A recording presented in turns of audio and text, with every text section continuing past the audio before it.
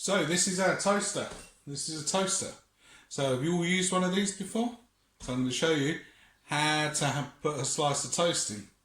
So here we have a slice of bread. We have dials on here. So this one will do how many? 1, 2, 3. How many slices? Okay. So then we have on here reheat. We have cancel if we want it to pop up. Okay, and we also have a temperature gauge here going from 1 to 6. So how brown you would like it, how toasted. So we're going to put ours on 3 or 4 to start with. So we pop our toast in.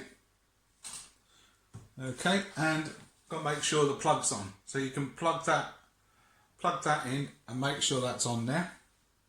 Then all we do is we pop that down. And we're going to wait for it to pop up.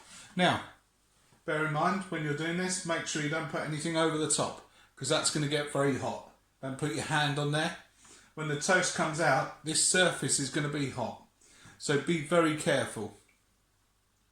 So this toast you can use for your scrambled egg, you can use for poached eggs, you can use for your breakfast in the morning, or you can use for your social stories or your social breakfast.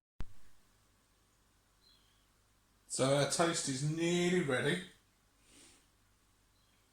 and it's going to pop up when it's ready, and it should just pop up at the top. Okay, there we are.